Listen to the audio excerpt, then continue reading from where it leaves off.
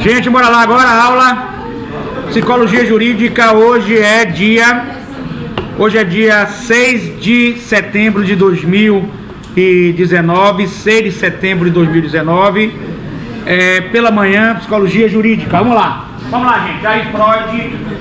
Ah, tem coisa da aula passada? Tem, diga amiga. Tem coisa da aula passada, bora. É verdade que eu faltou falar Jean e Ah, quem disse? foi quem, Jean? Charcot. Então vamos falar de Charcot. Na realidade, Charcot, ele foi o professor de Freud, porque eles todos eram médicos neurologistas. Por que neurologistas? Porque o médico neurologista trabalha muito com os nervos, com o sistema nervoso. E as pessoas com transtorno, elas veem, vai lá gente, bora, já se distraiu, bora pra cá. As pessoas com transtorno, elas têm crises de nervoso, no caso da histeria também. Então eles eram médicos neurologistas, tanto Charcot como Freud. Entendiam? Então Charcot foi o primeiro a fazer, evidentemente, não posso falar o primeiro, mas que ficou conhecido, de fazer hipnose. Ele passou todo o conhecimento para Freud, segundo Freud. Certinho? Eu digo a vocês, gente, que a hipnose é realmente a terapia. Ela deixou de ser feita, a hipnose deixou de ser feita porque ela é uma forma de libertar o ser humano e o sistema não quer você livre. Então o sistema boicota até hoje a hipnose. Boicota com veemência. Com base de que a hipnose pode levar a falsas memórias, que a hipnose pode levar a misticismo, que a hipnose pode levar a falsas ideias, que a hipnose pode falsear, tudo isso, mas é mentira. Tudo mentira, certo? Eu afirmo a vocês, hipnose é a única forma de fazer uma terapia séria. Mas se convencionou, e a sociedade se convenciona da burrice, né, cientificamente falando, e aí Freud evoluiu para associação de ideias. Que ele abandonou, ele Charcot. Mentira, outra mentira. Nunca abandonaram. Agora faziam com os pacientes mais reservados. Certinho? Aí vamos para o que hoje é tido como moderno. Associação livre de ideias, você estando consciente. Legal? Isso aí foi o que aconteceu, que acontece hoje na modernidade. Certinho? Aí prosseguindo aqui, Freud, ele foi uma pessoa que conseguiu formar uma psicologia científica. Ele forma uma psicologia científica, certo? E que passou a denominar psicologia. Vocês já sabem que é uma coisa estranha. Logia é estudo tratado e psico, alma. Isso vem do que a gente já estudou. Isso vem dos filósofos antigos, certo? Mas alma ganhou o substituto de psique humana. Porque Freud, ele foi um cientista. Ele gostava de trabalhar com tudo científico. Então, por exemplo, ele não diria que nada vem de fora. Nada vem de fora. Tudo vem de dentro da gente. Então ele negava a religiosidade, o misticismo, o metafísico. E nós já vimos aqui na primeira aula que a ciência às vezes se afasta da religiosidade e às vezes se une e às vezes se confunde. Isso é modismo histórico, ó, moda na história da humanidade, certo? Hoje já começa a se tocar de novo. Como é que começa a se tocar de novo? Eu já passei para vocês, através do CID-10 44.3. Falei isso, já fiz sala de aula. Já falei isso. 44.3. É só vocês darem uma olhadinha aí no CID-10 44.3. Fala de possessão e transe. Transe remete à ideia nossa de uma força externa que faz você conversar em sala de aula. Essa força externa que faz você conversar em sala de aula, ela é demoníaca. É do demônio. Tem que acabar com essa força, né? Trabalhando, ungindo e expulsando mesmo, até mesmo com jeito, é o que eu pretendo fazer aqui. Mas veja só, presta atenção. Hein? 44.3 F44.3 CID-10 ele fala de possessão e transe. Certo? Aí ele fala de possessão e transe. Então, possessão. Aí muitos psiquiatras querem dizer que possessão não é uma coisa que vem de fora. Mas, poxa, a palavra, se você pegar a palavra no dicionário, possessão, significa que alguém te possui. Possessão não é alguém te possui? Então como é que possessão não pode vir de fora? Toda vez que você falar em possessão, é porque alguém está te possuindo. Está entendendo? Alguém veio de fora e te possuiu. Está entendendo? Você tem que ter esse conceito. Certo? Então, não pode ser. Agora, ele não diz a Organização Mundial de Saúde de onde vem. Porque isso já é um estudo da etiologia que ele está estudando. De onde vem, não diz. Freud, naquela época, rechaçava todas essas formas de vida de fora. E tudo dele era dentro da gente. Certo? Hoje, modernamente, para quem estuda a psicanálise contemporânea, você não pode dizer que é tudo dentro de você, que não vem nada de fora, ou que vem tudo de fora. Você não pode nem para um lado nem para o outro. Você se torna uma pessoa mais híbrida. Pode existir coisas que vêm de fora, não explicáveis, metafísica, como também físicas, são estímulos externos que nos atingem, que vêm de fora, que nos possuem no sentido da palavra. Né? Por exemplo, você recebe a notícia de uma loteria esportiva. Você fica como alterado, sua consciência, seu ego, de felicidade. Né? Você então é possuído por esse controle, esse estímulo externo que é real, que existe no mundo físico. Mas não podemos descartar que existe um mundo metafísico, seja lá como você crê. A crença é sua. Nesse momento, esse mundo metafísico que vem de fora, ele entra em você e te modifica também. Certo? Só que a etiologia, a causa disso, eu não posso afirmar qual seja.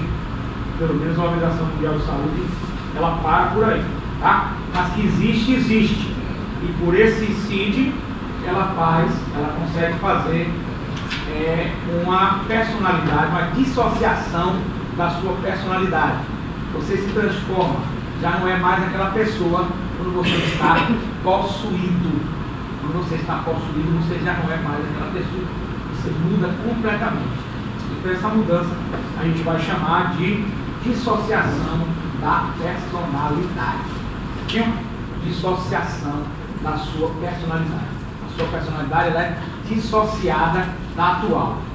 E você pode ter vários eus pluralizados, seja por eventos externos, seja por eventos metafísicos. Certo? E aí você passa a se conhecer. Hoje, vocês já podem se autoanalisar, não fique analisando os outros, que é a mania que se tem quando começa a estudar o psicanálise ou psicologia, é ficar analisando os outros, não fica analisando, que pode tornar uma neurose, né? Concorda? Aí você tem o quê? Você pode se autoanalisar. Qual o momento que você está mais ansioso? Qual o momento que você está mais tenso? Por que você está ansioso? Por que você está tenso? Você passa a se autoconhecer. E quando você se autoconhece, você se torna uma pessoa melhor. Melhor para estudar, melhor para fazer prova, melhor para a sua vida diária total. Legal, gente? Aí? Vamos lá. Então, Freud, ele vai e faz cria a psique humana como algo que existe dentro de nós. Essa psique humana é energia, é mente, é topografia, que a gente vai ver, a topografia da mente humana, ela é a formulação que vai se denominar estrutural, que a gente vai estudar tudo isso aqui, certinho? A Lira tem exemplo do mar, que eu vou explicar daqui a pouquinho, e a partir daí você vai ter todo esse contexto dentro de você, ego, superego, id, pré-consciente, consciente, inconsciente e suas inter-relações. Quando todo esse sistema que está dentro de você funciona de forma harmônica, você é considerado normal. Quando esse sistema está em desarmonia, você é considerado anormal. Essa anormalidade pode ser gerada como um estreitamento da consciência. E esse estreitamento da consciência pode levá-lo, por exemplo, a cometer um delito. E nesse momento você será, que nós vamos estudar, inimputável. você não será responsável pelos seus atos. Certinho? E a gente vai estudar isso direitinho. Você será considerado inimputável. Certo? Você não tem a capacidade de discernir o que é certo e o que é errado. Você está com um doente mental. Certo? Mesmo que parcialmente ou totalmente. Aí teremos a inimputabilidade, que a gente vai estudar, que é o totalmente louco, totalmente fora de si, chama muito fora de si, né? A gente tem o semi-imputável, que é o parcialmente, aí a gente vai também estudar a personalidade borderline, e a gente tem o imputável, aquele que tem consciência dos atos que pratica, ele é responsável e vai pagar nas penas da lei, certinho? A gente vai estudar mais na frente. O imputável, ele responde pelo crime, se for um regime fechado, na cadeia. O inimputável, o semi-imputável, ele vai responder ou no hospital de custódia e tratamento psiquiátrico, ou no tratamento ambulatorial dos CAPs. Certinho? Que o governo está desmantelando, né? Desmantelando mesmo, gerando caos. E quer que os pacientes fiquem com suas famílias.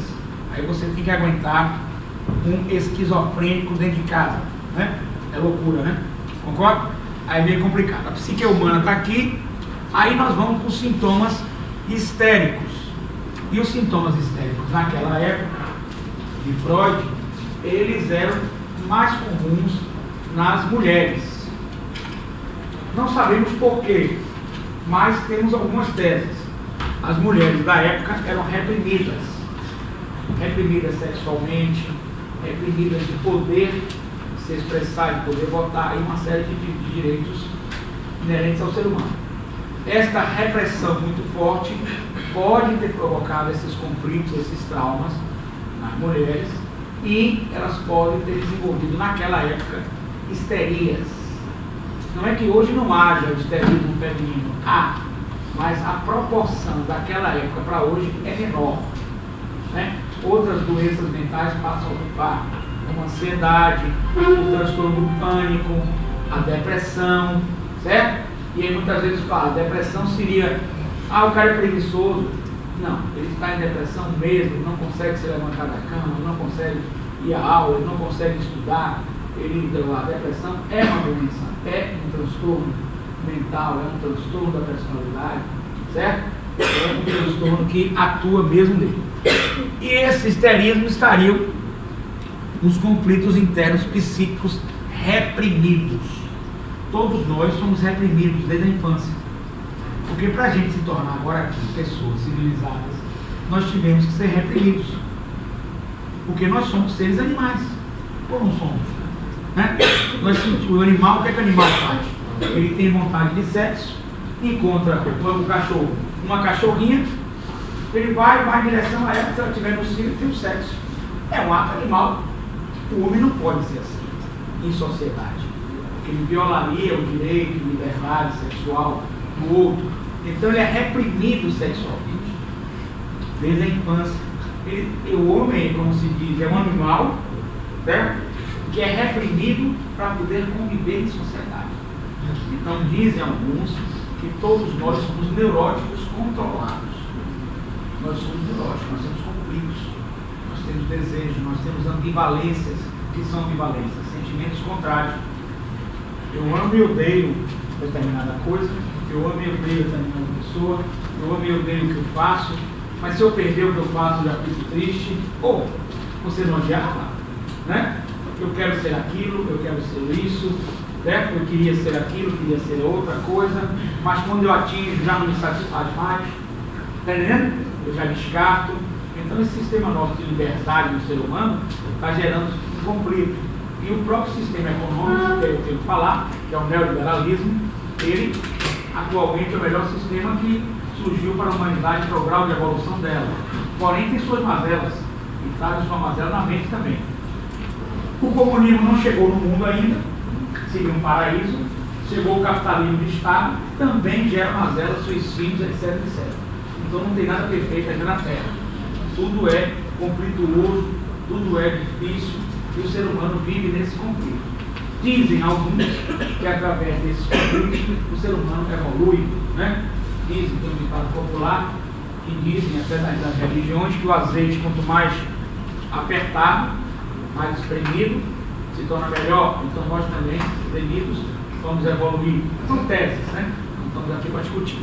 O fato é que existem esses conflitos internos psíquicos reprimidos. Aqui, Freud, ele foi muito além da época dele. Ele colocou que, por exemplo, a criança, ele foi fazer uma palestra, que já era conceituado, professor, doutor, e estudantes e professores. E ele defendeu a tese dele de que a criança, ao colocar o dedo na boca, e Freud trabalha muito com a sexualidade. Lacan vai trabalhar com a linguagem, psicanálise, e Jung, que é fantástico, trabalha com metafísica, trabalha com outras coisas mais modernas. Mas Freud diz que a criança montou o dedo, chupou o dedo, ao chupar o dedo, ela estaria com erotismo, tendo sensações eróticas. Isso foi motivo de riso, e os professores que convidaram ele disseram: doutor Freud, nós estamos no meio acadêmico, queremos uma palestra séria. Ele disse: eu estou fazendo uma palestra séria. Naquela época foi muito difícil para Freud impor esses pensamentos dele para toda a sociedade, né? Muito difícil. Então ele acreditava que a mulher, por ser reprimida sexualmente, por não ter o prazer como deveria ter, por não poder expressar suas fantasias sexuais, que Freud mergulha na questão sexual, na questão das suas fantasias, ela desenvolvia então um sentimento de um conflito interno psíquico reprimido. Uma das pacientes de Freud, ele fez a hipnose, e na hipnose a paciente via ligada à figura do pai, ela via uma cabeça de um cavalo. Aí, e via também o falo do cavalo, como se fosse o falo do pai. Então, o falo representando força, certo?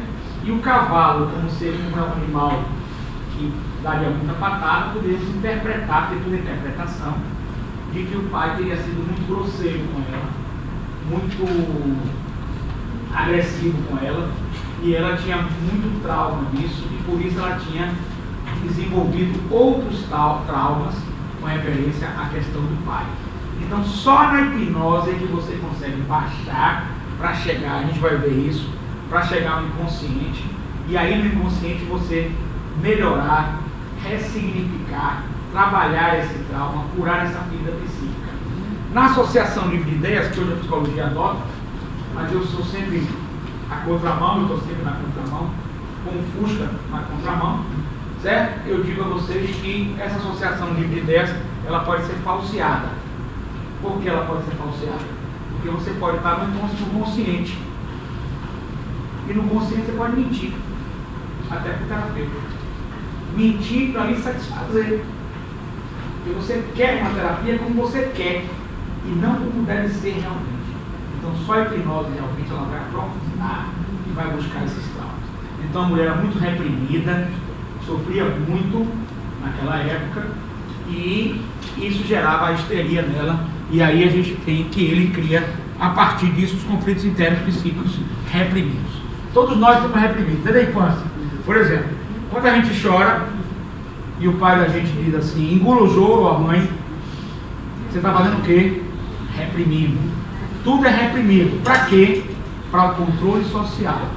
Para eu chegar aqui em sala de aula e ter o controle social. Ou seja, vocês irão fazer exatamente o que o sistema quer.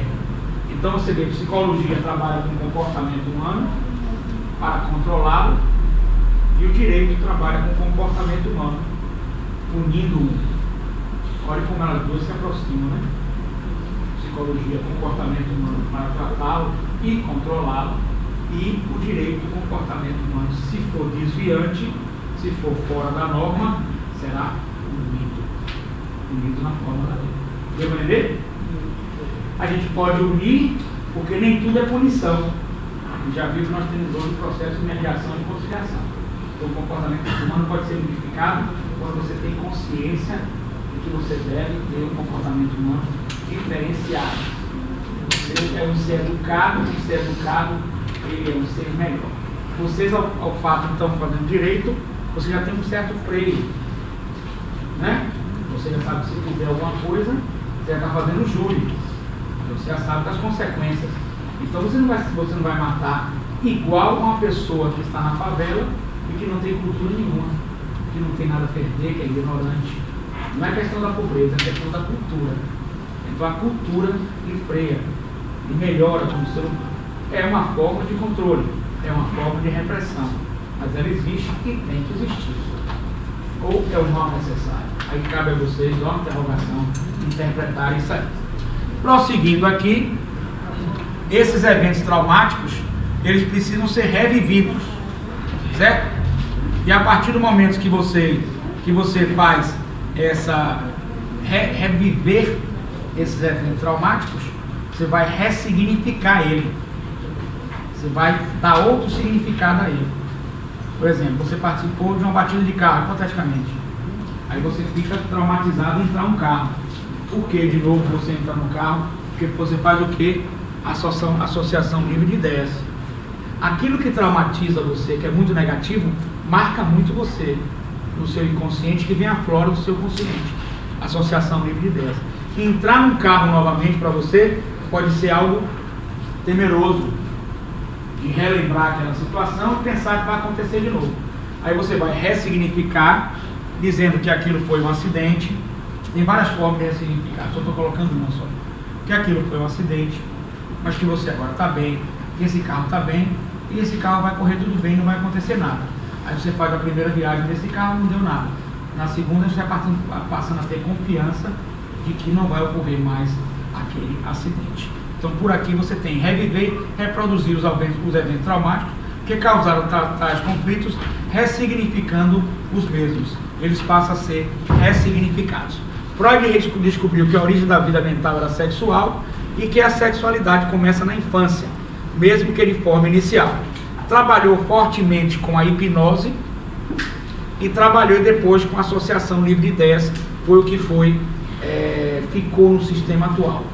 Na próxima aula, eu vou fechar essa aula aqui agora, mas na próxima aula, gravem aí, viu? Nós vamos começar daqui do quinto, porque esse aqui exige uma explicação mais detalhada. Então vocês podem gravar.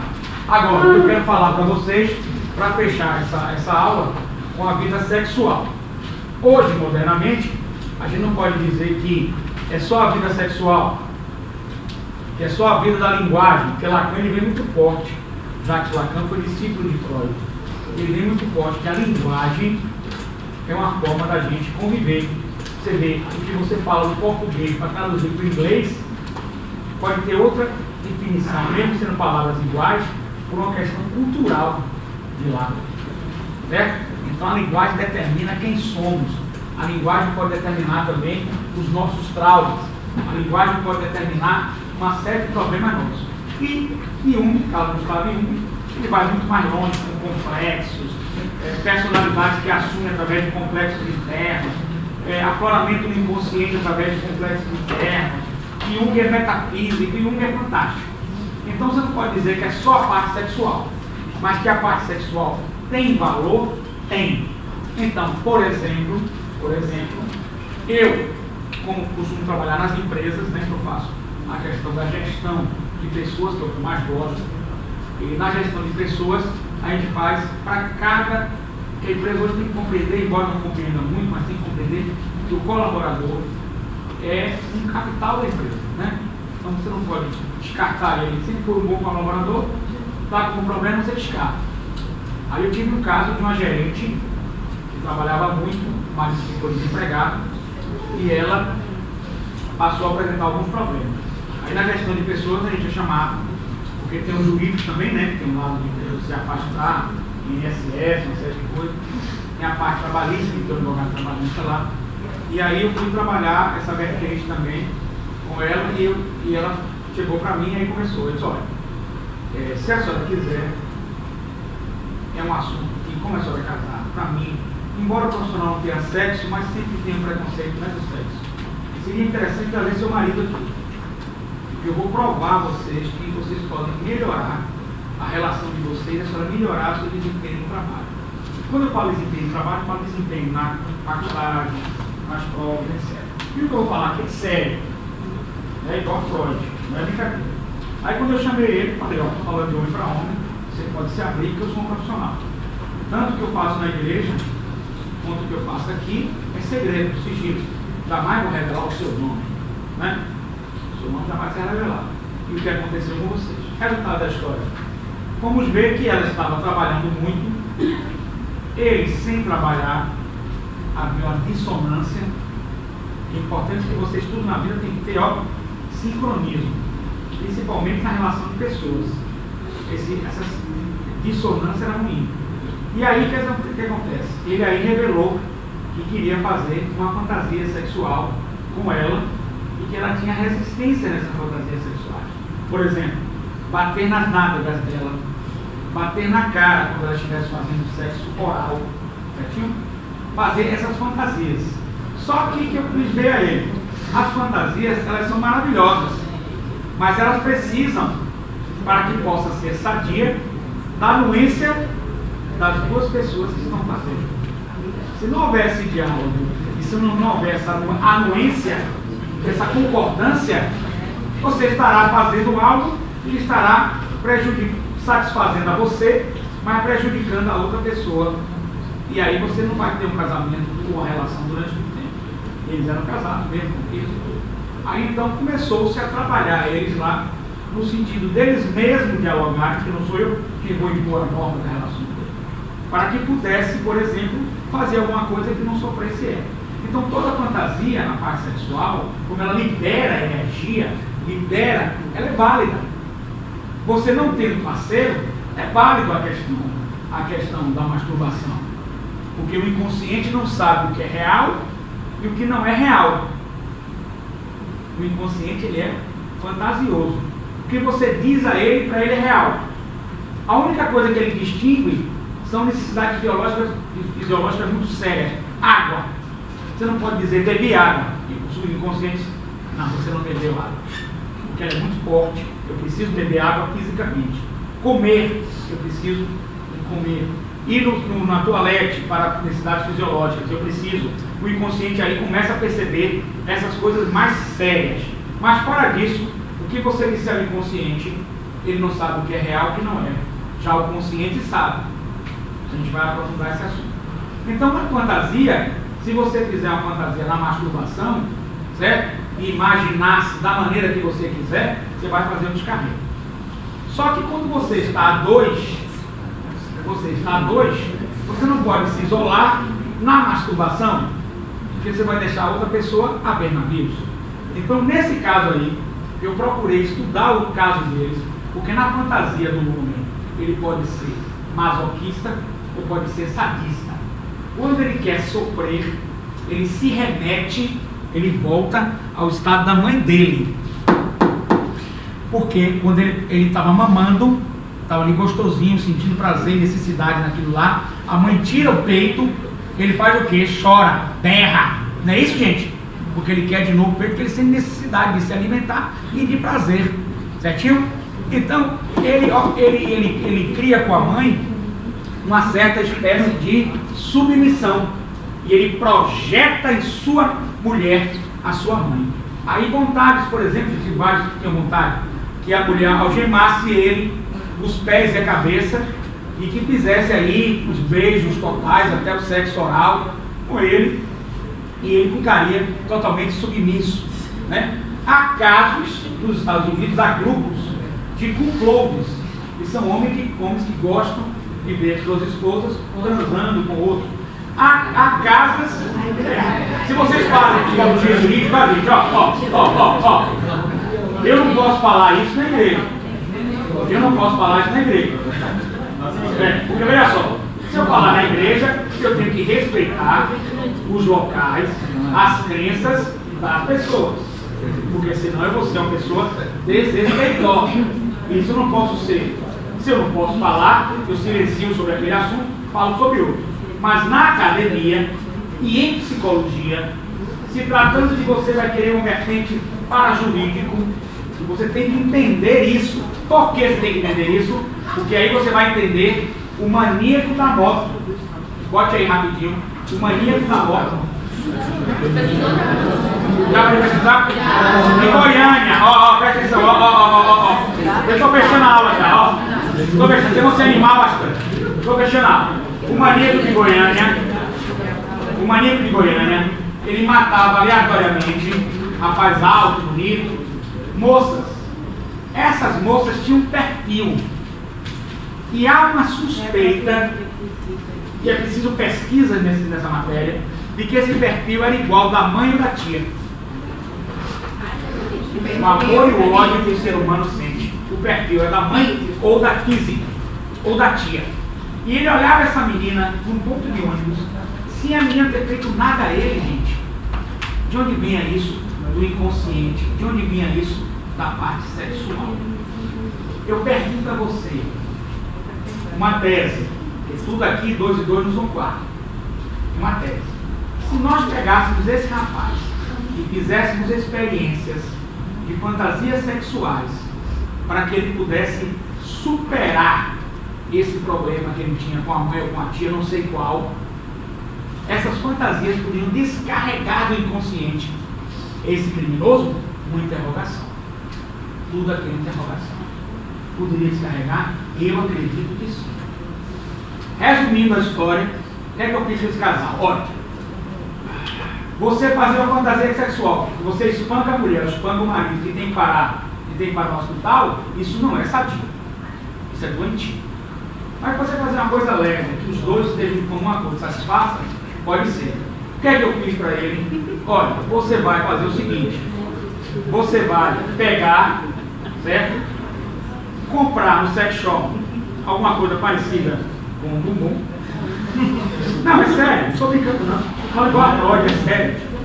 Nesse negócio plástico, você dá uma pancada mais forte, pá! Mas na dela você dá mais leve, pá! E quando estiver fazendo sexo oral no rostinho, você dá leve, pá! Entendeu?